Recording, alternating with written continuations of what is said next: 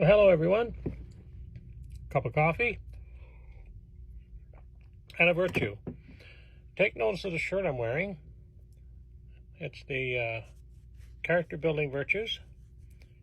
And this shirt came from the Northwest River thrift store.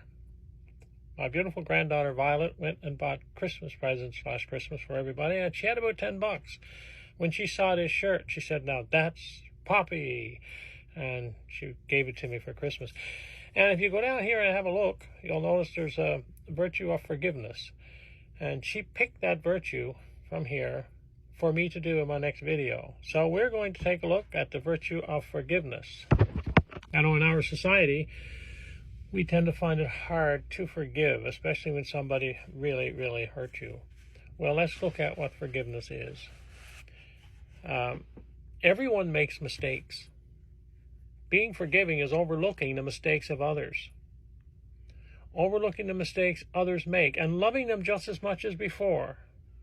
Forgiving does not mean that all of a sudden you do not feel hurt or that the wrong choice someone made was right. Doesn't mean that at all.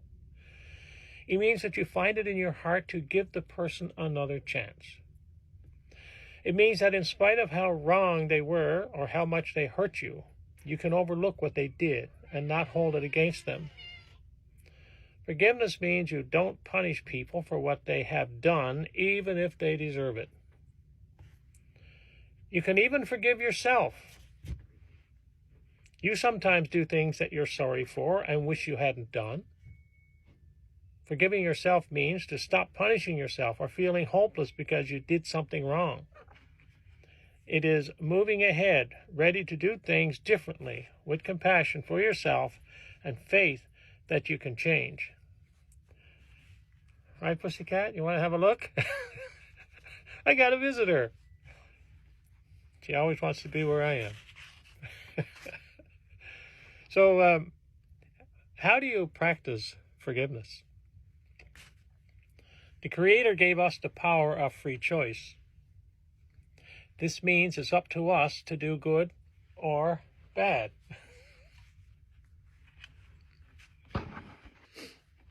Well, I'm going to get up here like this. I think she wants to help to do the virtue. Sometimes it is a little thing such as not doing something we promised to do. Sometimes it's a bigger thing like lying or taking something which doesn't belong to us. When someone who is hurt or disappointed forgives us, we get another chance. We can try to do what's right. For many reasons, people sometimes choose to do wrong or hurtful things. Everyone does at one time or another. Want to get down now? Forgiveness is very important. If you do something you are sorry for and you forgive yourself, then you can learn from your mistakes. People who have trouble forgiving themselves often find it difficult to forgive others.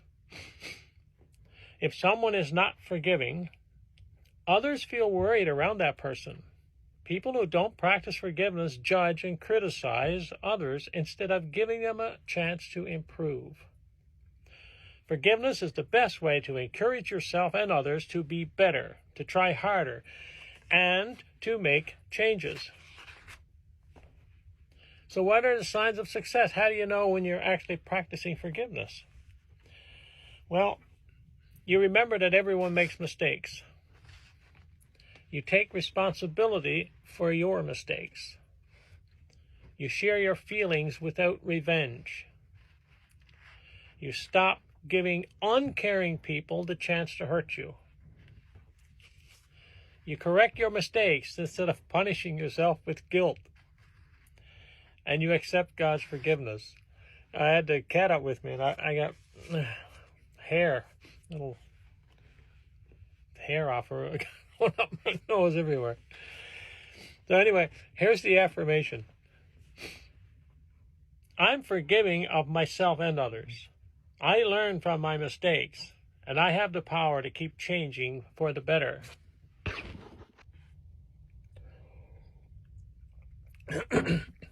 On a personal story, my father died of alcoholism back in 1979 at the age of 54. The family broke up when I was about a year and a half old. And I went years and years and years really having hatred for my father for having done that. I always thought that he could give up the alcohol and reunite the family. But it's only in recent years when I realized that alcoholism is a disease and it's not that easy to climb out of a hole once you get into it. And at that time, too, there were no treatment centers around where he could seek help. And so, I guess his choice was to, be on his own and ignore the family. Well, once I learned that alcoholism is a disease, and it's not that easy to overcome without help, then I finally decided to forgive him posthumously. I would have preferred to talk with him while he was alive and forgive him then. But I have a much, much better understanding now of that disease, especially having worked at the Charles J. Andrew Healing Center for 13 plus years. I've learned quite a bit, I must say. And I say thank God for a treatment center like that, because they are helping a lot of people, a lot of families. And I certainly appreciate the work they do and love the work that I did when I was there. So we all have little stories that we could share. I have others, but I hope that one makes some sense, because it's a difficult one to forgive. But with understanding, if I knew then what I know now, I'm sure I would have had a different relationship with my father, who I only met 2 or 3 times since the family broke up. Anyway, all's good now. So thank you so much for listening and watching. And let's give some thought to the virtue of forgiveness, because what it does, it frees us as individuals to move on with our lives and to not to drag these hurtful things along with us. So anyway, had a sip of coffee. The cat's gone. I'm not affected by the hair again. So bye for now, and talk to you in the next video.